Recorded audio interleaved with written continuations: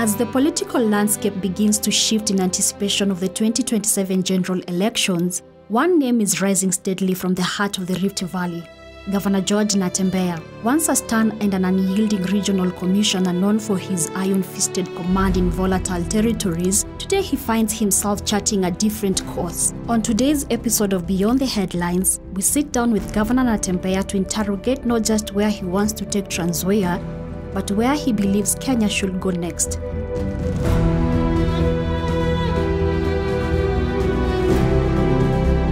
I was born a long time ago, in 1971, at a place called Cherubai, in Endebess. Our parents were basically squatters there. But thereafter we moved to Bungoma, Bungoma North, where I went to school, where I grew up, went to school from primary up to class 8.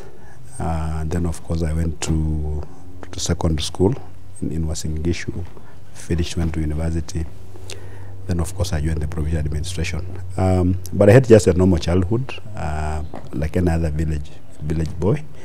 Bungoma, Trans Nzoia, we do a lot of farming, and children are basically involved in farming. What others would today call child labor is what was our life.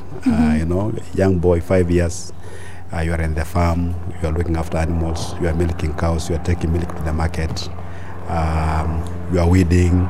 It was basically very normal. And our lives were basically preoccupied with farm work. Then of course, like any other children, play. Once you are done with farm work, you play. That of course mixed with schooling. So really, I didn't have what you can call a unique life growing up. It was just like any other boy in the rural Kenya. Okay. Yeah. How was your life? What did you study in university? I did anthropology. Oh, interesting. I did a bachelor's in anthropology. And then again, I went back and did a master's in the same area, same University of Nairobi. Yeah, but by the time I was doing my master's, actually I'd become a DO. So just given a study leave to go and do that, that master's. And a lot of people got to know you as the Rift Valley Regional Commissioner and also as the governor today. But I'm pretty sure your career has been a lengthy one. Give us insight about that. After university in 1995, I joined the provincial administration as a DO in 1996. I think it was around March. But the same year, around October, I got a scholarship to go back to university. So I took another break of 2 years. My first station was in Kligoris, that's in Transmara. Then it was Narok district. So after my master's, I was posted to Nakuru, a division called Elbagon. I worked there for some time, from 1998, I think, to 2000. Then I was posted to Wasingishu, a place called Napkoi division. The headquarters at a place called Band Forest. I worked there up to 2003. I went to study advanced public administration at the Kenya School of Government. From there, I was posted to Narok as the DO for Mulot in Narok, Narok South. Then from there, I was promoted to become a DO1 in Nandi South, where I worked very, very briefly. And then I was posted to Trans Nzoia, interestingly, to a division called Kaplamai. I worked up to around 2004, 2005. And then I was handpicked to come to Harambee House to be the PA, the person assigned to the Minister for Provincial Administration and Internal Security, Michuki that time. So I was based at Harambee House from 2005 up to around 2008. When it was moved to the roads department, then I worked with Saitoti briefly. But then I was taken to Murang'a now as a district commissioner for Murang'a, where we battled Mungiki seriously. We fought Mungiki there and illicit alcohol. third generation. Actually, I was able to contain that. Of course, Michu came a lot of support. And I think I still remain the longest serving district commissioner for Murang'a, because I served from 2008 until 2012, when I was moved to Kamukunji here in Nairobi. I worked there from 2012 to 2015, and then I was promoted and posted to Isiolo County as the county commissioner there. I worked in Isiolo until 2018, just after the elections. Then I was posted to Narok, again as the county commissioner. So from Narok 2019, I became the regional commissioner for Rift Valley, where I oversaw the affairs of national government in 14 counties that form the Rift Valley. In Narok, actually, I was tasked with the protection of the Masai Mau Forest, a key water tower that the previous government had settled people on it. And we were having issues with the Tanzania, because even the Mara River was drying up. The seventh wonder of the wild beast migration, actually was not happening because there was no water. And the source of the Mara is actually the Masai Mau Forest. You know, people had tried to move from that forest, and it was very difficult. Even Honorable Raila Odinga tried it, and he even lost the election because of that. It was controversial. Yeah, very controversial, very sensitive. But with single-mindedness, I said I'm going to get from that forest. What people don't know is that when I was serving as the DO for Mlot, that area actually fell under my division. And that was the time when the government was settling people there. And you know, I felt very bad because they were felling indigenous trees. And you couldn't stop them because those guys were very powerful. The PS that time in charge of Adams was a very powerful man. Actually, we'll just talk about him in whispers. So when I came back as a county commissioner, then I saw it an opportunity now to sort out this problem. And we really sorted it out. Actually, I think we had even God's hand in this, because we were able to move people from that forest without injuring anyone. I just gave a notice and people moved out. Of course, I had enough support. I had a lot of security officers. The president really supported me, Uhuru Kenyatta. But that whole process was politicized, I remember. It was really politicized. Actually, not just for our own resolve, we wouldn't have succeeded. Yeah, there was a lot of politics, but we were able to sort it out. Actually, I completed the assignment when I was the regional commissioner. I began as county commissioner. Then when I went to Rift Valley now, I was able now to finalize it. And it remains one of those things that I'm very proud of. Of course, I know people that we moved out to make a lot of noise, you know, that we moved people from their parcels of land. But I think in the fullness of time, they're going to really appreciate that what we did was good for the current generation and for future ones. You know, God created trees first before he created human beings, and it was for a reason. But we cut down all our trees, now we are really suffering. Now the government is busy planting trees, yet we hate trees. Yeah, so that was my major assignment there. Of course, when I became a regional commissioner again, I really dealt with issues of banditry in the North Rift. It was really bad. The support from Harambee House was very, very minimal. I think it was because of a lack of appreciation about the enormity of the challenges, security challenges in the Rift Valley. Because you are in the ground, you try to give your perspective, people don't really want to listen to you. I'm happy now they're trying to sort out the problem. They're not getting it right, because even if I think the CS come from that place, but it still hasn't appreciated the enormity of this. Why do you think they're not getting it right today? I think they, you know, you have to decide. Like when I decided to sort out the Mau, you have to decide that you want to sort out the problem of cattle rustling and banditry, even if it's perpetrated by your own community. Emotions aside. Leave emotions aside. Even if your brother is doing the wrong things against the law, just enforce the law.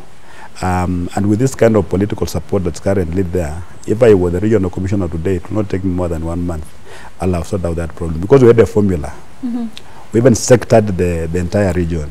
And you know, I talked to the hearts of security officers, and they were willing. They said, RC, now let's just go to the ground.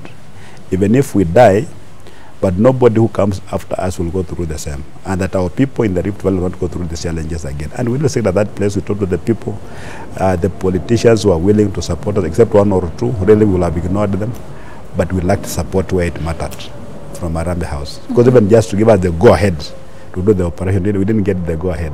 Even after saying we don't need allowance, just give us fuel.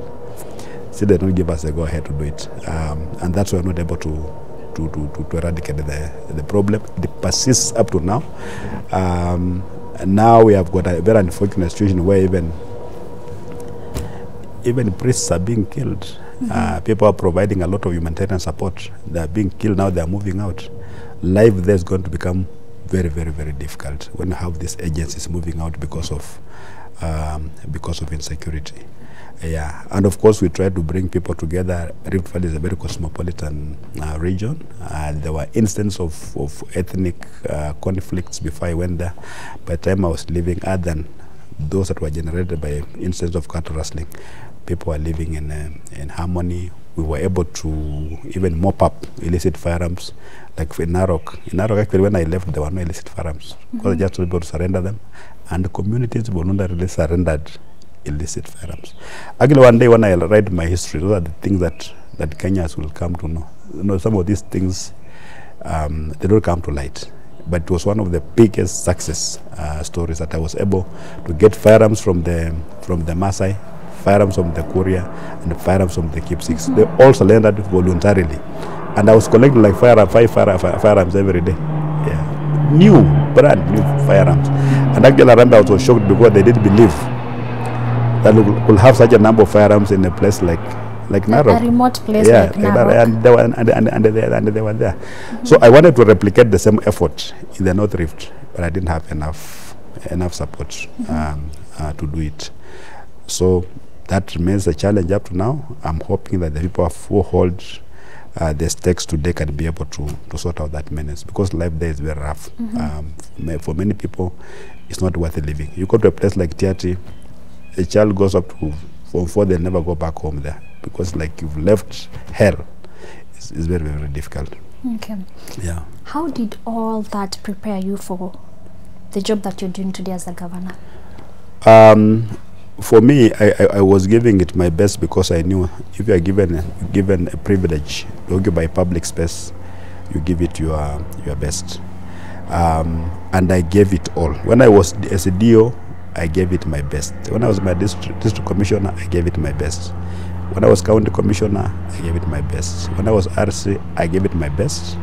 And now in the public service, when you are RC, you basically reach the apex of the public service. So I had given my best, and when the 2022 elections were approaching, I had just decided that now I just need to rest. I had reached my maximum. Again, I reached the point of diminishing returns. So I said I'll go. But then I said I've worked in almost all parts of Kenya, except home, because you'll hardly be taken home to work in home. Again, the provincial administration. That's why I was saying I was a bit surprised when I was taken as a DO in Kaplamai, Trans Nzoia, but that was just a division. So I said, now I've given my entire life to other parts of Kenya.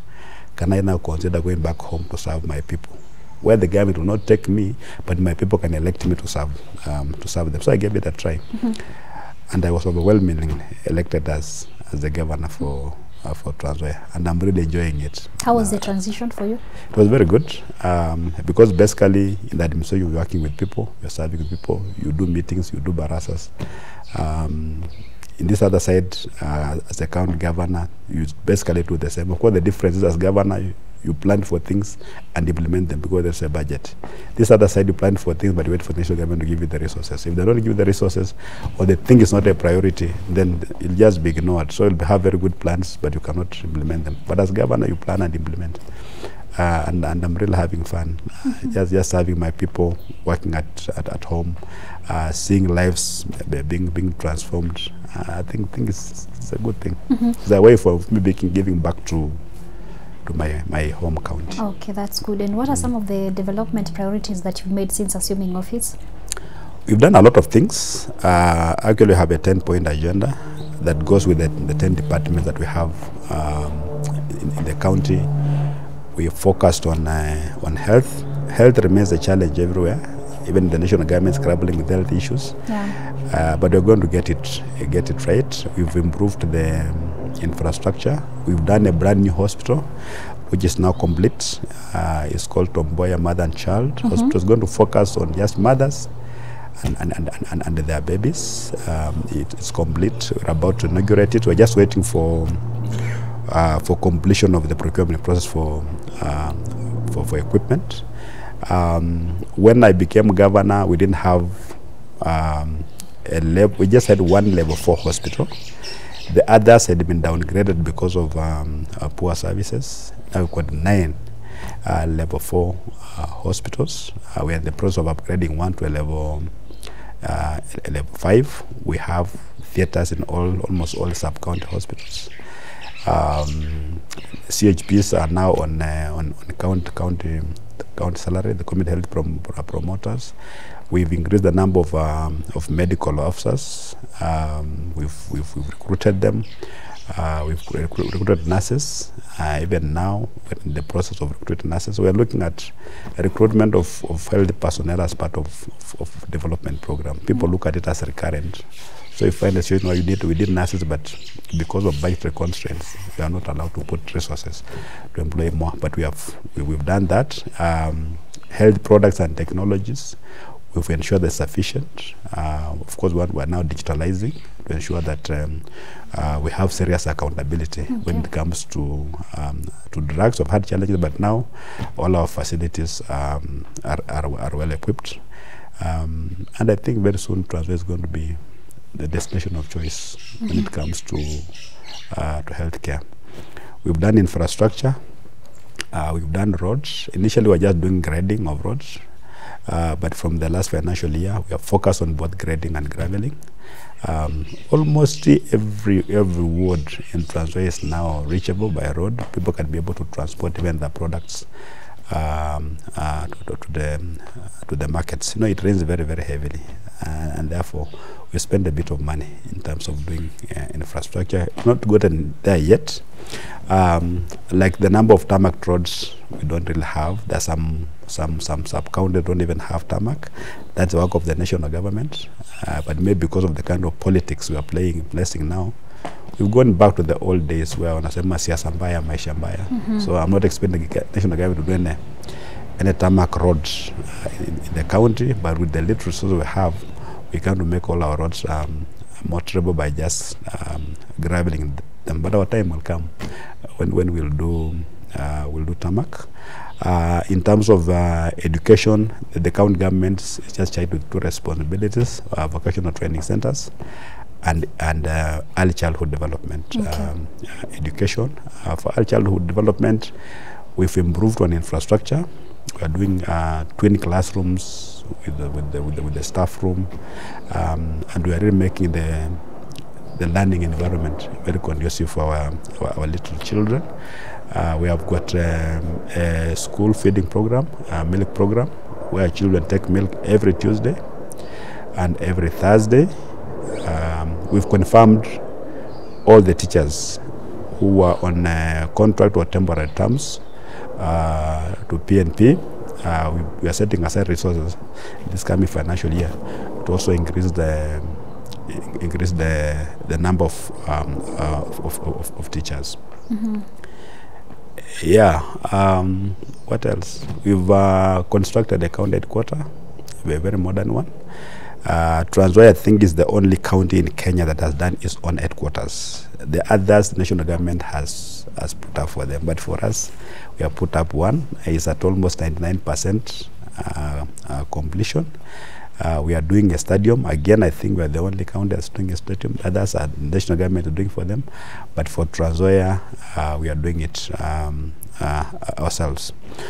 In education also, we've put our children who are in high school and they come from needy families.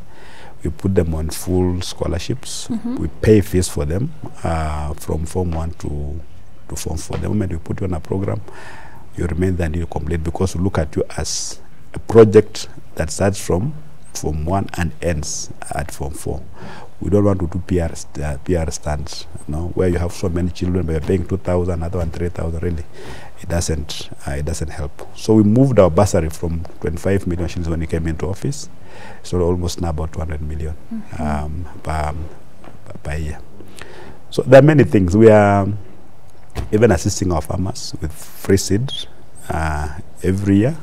You come to Trans Nzoia every March, April, when the planting season just there, then you will see the kind of work that's happening there. Okay. We give seed, certified seed, to our small-scale farmers, and this has seen even an increase in production of maize from about 4.5 million 2 years ago to about 7.5 million bags of 90 kgs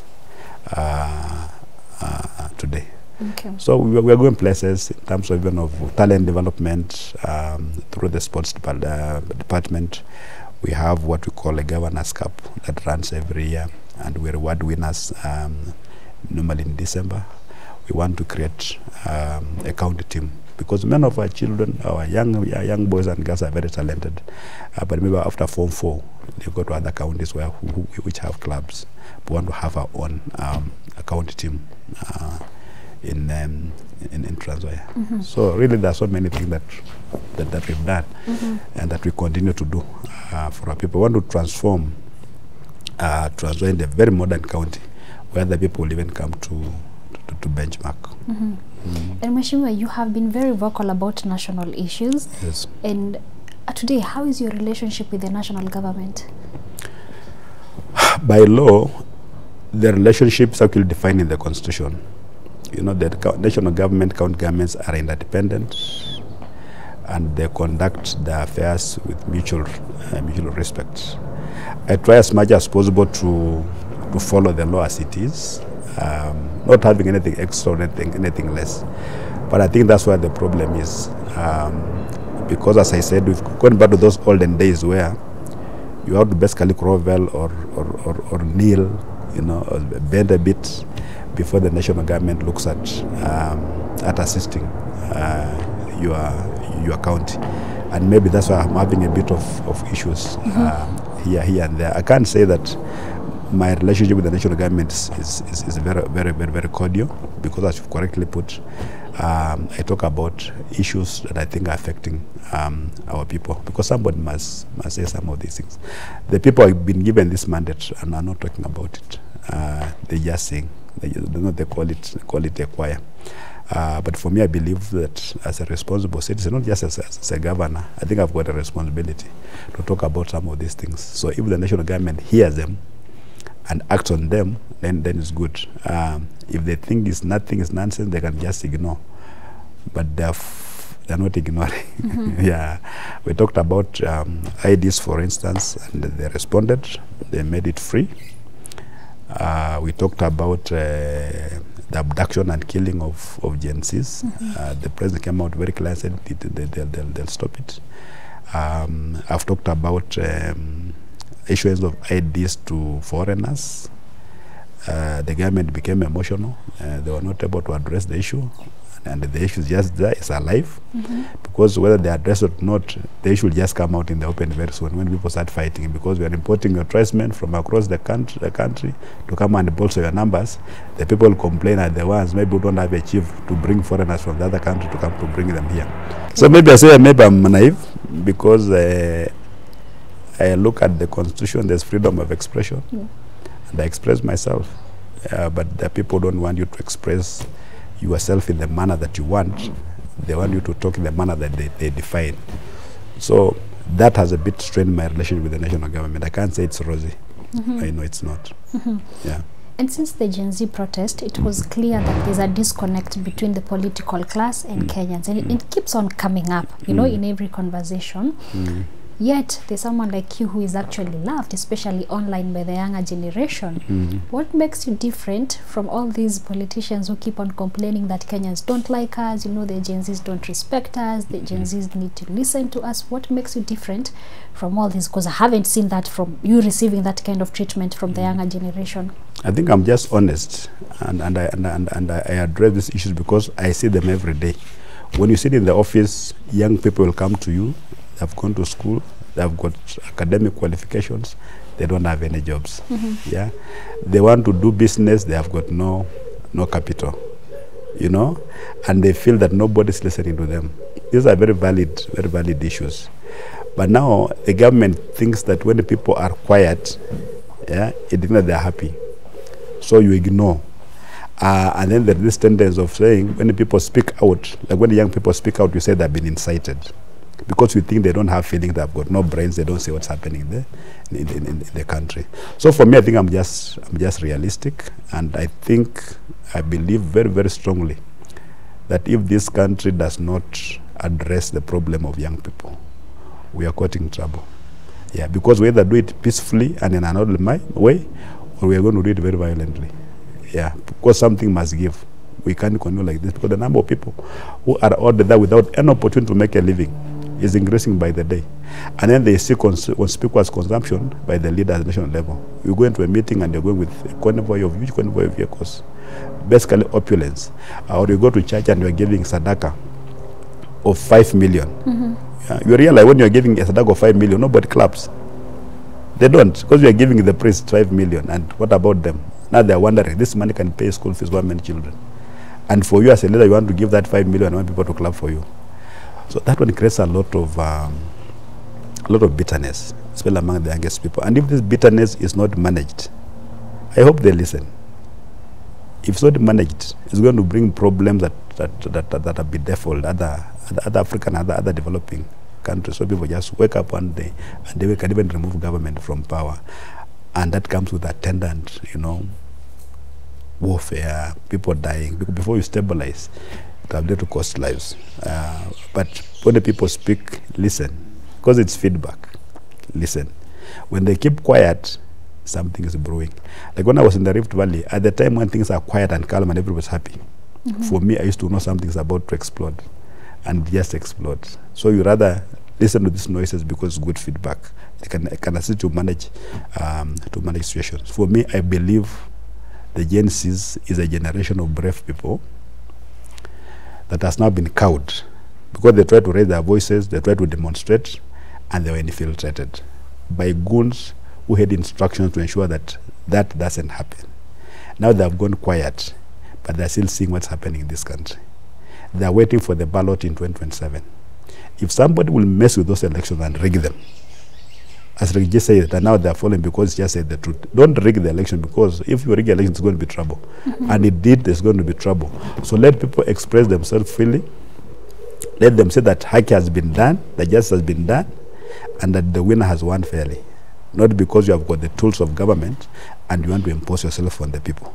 There will be trouble. You know, Mheshimiwa, former deputy president used the, similar words about election being rigged, and he got into a little bit of problems. And you're actually saying that you're seconding his I'm not saying I'm not using his exact words, because he said that when you rig election, what happened in 2007 will be like a Christmas party. It was a little bit more graphic, because he knows what happened in 2007. People really died in 2007. At that time, I was actually PA to Michuki, and I was able to see what was happening because I was up there.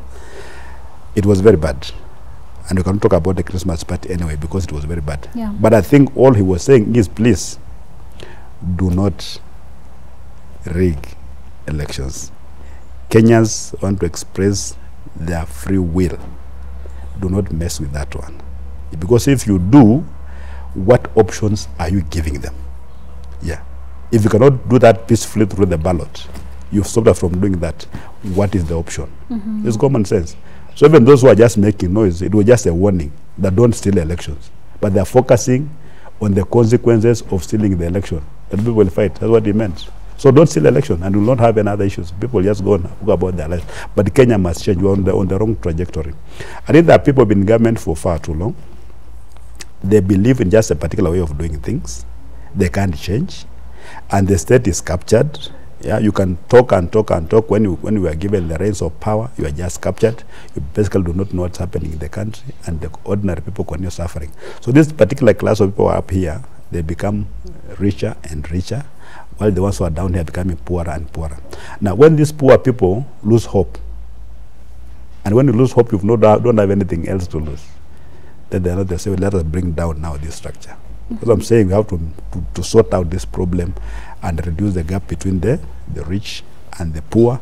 Let everybody have a fair shot at life. Then we'll be fine. Yeah. What message do you have for Gen Zs? That they should not be cowed. That they are citizens of this country by right. They've got a serious stake. Actually, the 35-year-olds and below constitute almost 80% of Kenya's population. You can go and check that the majority, there are very many of them. So basically, this country belongs to them. Any policies that mess up this country is actually messing up their future, and they should keep talking.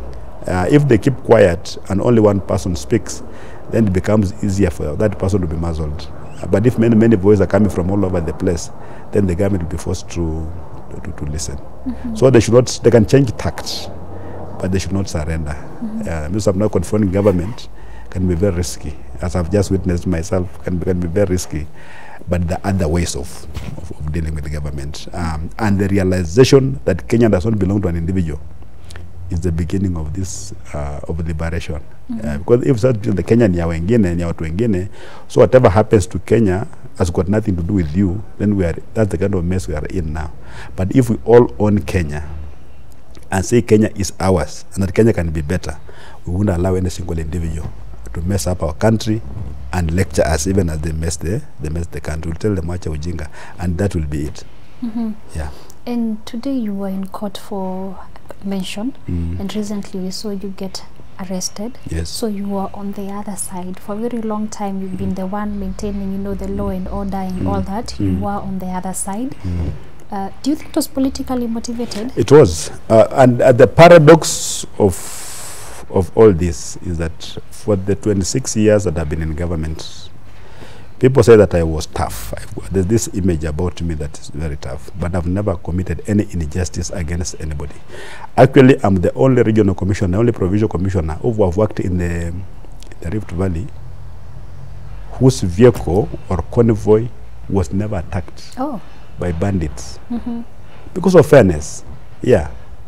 I never took sides. The courts will not accuse me of taking sides with the Marakwet or with the Samburu or with the Turkana. They knew that this guy was just firm and was doing his job. So you commit an offense, we just deal with you like that. And I never imagined that time will come when state agencies will be weaponized against me. And people have been saying that Natembeya is politically naive. He doesn't understand politics. He can't even handle national issues. But every time I raise issues, I'll expect us to engage with these people. But what they're doing is just run to state agencies. They cannot handle what I'm telling them, so they'll go and use the police. Now they're using EACC. Actually, I feel very, very bad because I've had a very long career, very clean. I've never been involved in any dirty things. I tried as much as possible to sacrifice and live within my means. The government has honored me. I brought those things deliberately. I was given two awards, state honors. Moran of the Burning Spear, MBS, I was given. When I was county commissioner. When I was regional commissioner, I was given Elder of the Burning Spear for distinguished service. Service to this nation. Last year I was supposed to be given Elder of the Golden Heart because every government is given that. Some state honjo just refused the last minute. So even me, these ones, because of what they have taken me through, I'm going to return them to Arambe House. Because really, how can you be given state honors, then again you are being taken to court? You're going to return them? I'm returning them, the two of them. Kuna ile inaitwa Moran of the Burning Spear and Elder of the Burning Spear. The medals themselves go kwa years because they were in the safe. They were taken, but I'm going to have them returned. Yeah, there was a Moran of the Burning Spear. You know, it comes in this box, but the medal is still kwa years. Is well bebana nayo. Actually, they have defiled it. I don't need it. Mana iko kwa years. Walichukua ya nini? Why do you take a set medal? They have it, and this one here is the Elder of the Burning Spear. As I said last year, I was about to be given Elder of the Golden Heart. All governors are given, even those who have not done anything for this country, other than being elected governor. They've taken it. Yeah, they've taken my medal. They took them. They went with them. That's why I'm wondering now, what was all this? Why do you take medals and take my children's certificates? For what? They have them. They took them. So I'm wondering, what is all that? Was I meant not to get this? It's just political harassment. But because they have done that to me, you cannot call yourself that you've been honored by the state. And then they have taken you to ECC accusing you of being a thief. So you see the paradox. Yeah. What will tell people when you say, you write your name and say George Natembeya, EBS, MBS, isn't it? And then you're having a court case. For me, I don't think I can reconcile the two. So I'll voluntarily return this one to Harambee House. Yeah. But my career speaks for itself. 26 years of service is not a joke. Yeah. Even the president hasn't served Kenya that long. You were just being elected, you can just go there and masquerade as an MP. But the responsibilities I was given as a public officer were solid. And you can go and check and see Natembeya alifanya kazi hiyo hata wakati alikuwa na mwaga pombe ya haramu na nini. Did he hurt anybody? Was he ever malicious? You can check because it's a matter of public record. And some of the people were harassing me and trying to arrest me even without a warrant. You know, you could just see the playing politics. And as I've heard for the last 2 weeks that the only place of refuge for everyone is actually the courts. Because when cops come to arrest you, you may think that you are some kind of wild west where there's no law. And understand the law, because I have to read the charges to somebody. You are under arrest. I'm so and so, a police officer. My personal number is this, and you are under arrest for this and this charges. You've got a right to talk to an attorney. But even at this, they denied me. Even my attorneys were locked outside. Yeah, you know, everything that was just being done like Kenya is not governed by the law. By the law. Is that how you treat an officer of the law, a distinguished officer of the law? You come and put handcuffs on me because you want to make a political point. This is how this country is creating a lot of bitterness in people. You know, I look at these characters who are doing this, and I've got no respect for them at all. I try as much as possible, but honestly I can't. Because they're abusing power. And what they fail to understand is that power is transient. Very transient. Yeah. You know, when Mzee Moi died, so rest in peace. Being the regional commissioner, actually, I was among the first people to go to his home.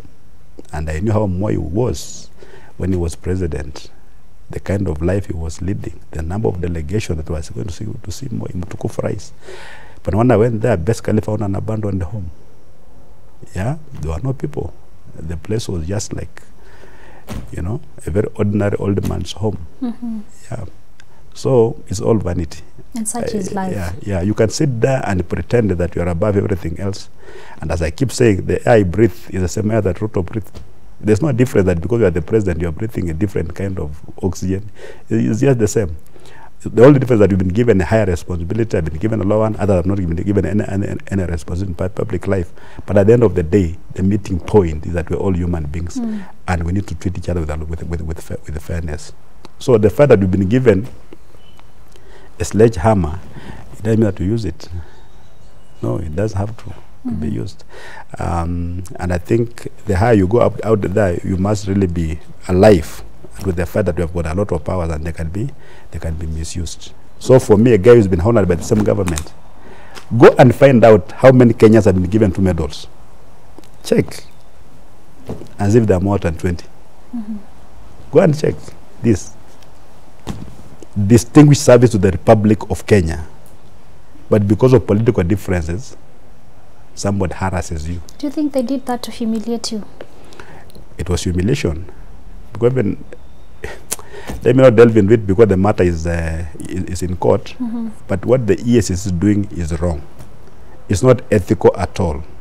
It's an ethics commission, but they've got no ethics. Yeah. Because what they do, they come and arrest you, they parade you, they basically prosecute the case in the court of public opinion. They plant the seed in people's minds that you are a thief, you are unethical, and then their job is done. Is that ethical? Is that ethical?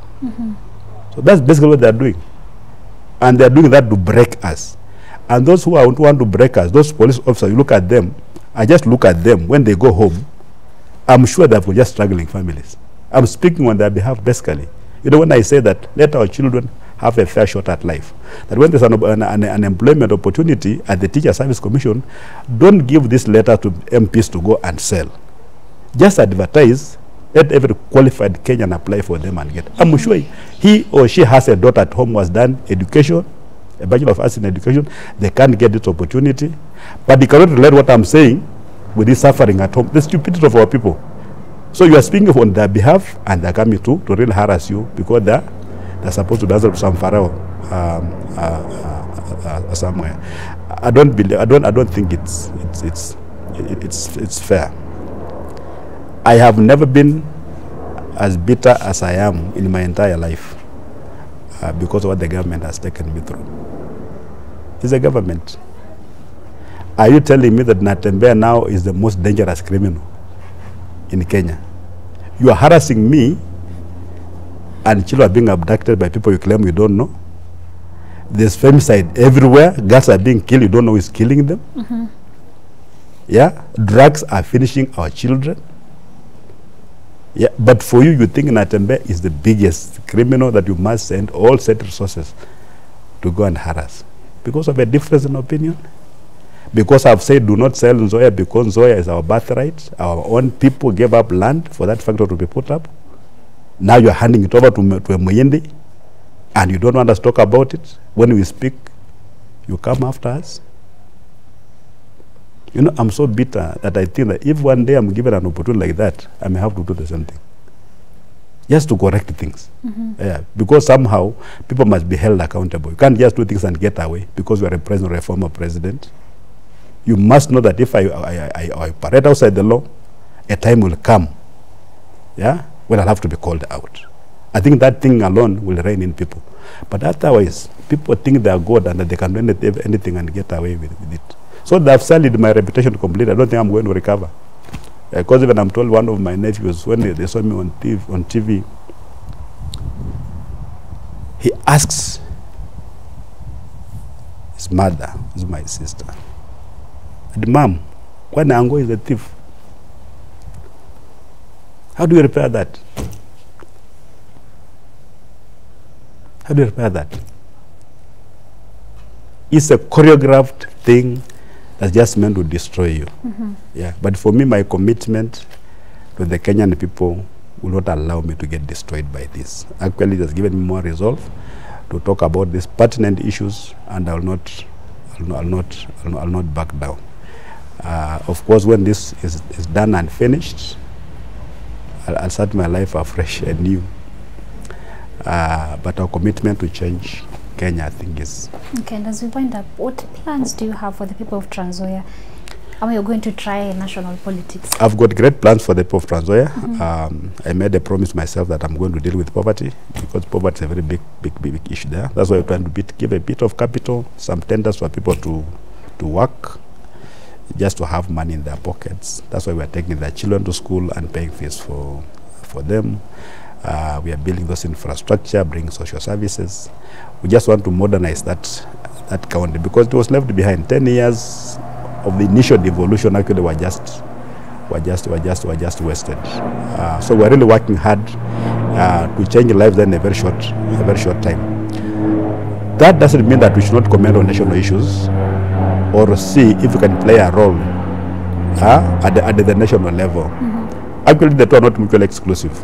At some point, if I feel I can serve Kenyans better at the national level, I'm just open to the idea. But for now, because I'm governor for Trans Nzoia, really, I'm just focused on working for the people of Trans Nzoia. Of course, I've got these political formations, like in a former DP, Honorable Kalonzo Musyoka, our friend Eugene Omolo, they're working like that. People keep on asking, Mbona Natembeya? In some of these rallies, you know, is he charting his own political cause? My response just is that currently I'm serving the people of Trans Nzoia. Amongst all that group, I'm the only one who is elected. Mm-hmm. I've got a responsibility to the people of Trans Nzoia. So even as we balance politics, I also know that I've got a responsibility to my people. At an opportune time, we are going to make the decision on what we need to do, of course in consultation with our people. But for now, my mind is all set on being governor for Trans Nzoia, because I've got that 5-year mandate. I don't want to get myself mixed up with other things. But whenever a pertinent national issue emerges, I'll surely comment on it. Good. Thank you so much for taking the time to speak to us. Quite a revealing conversation we've had, and I really appreciate you for that. Karibu sana. Asante sana. Nashukuru. Asante.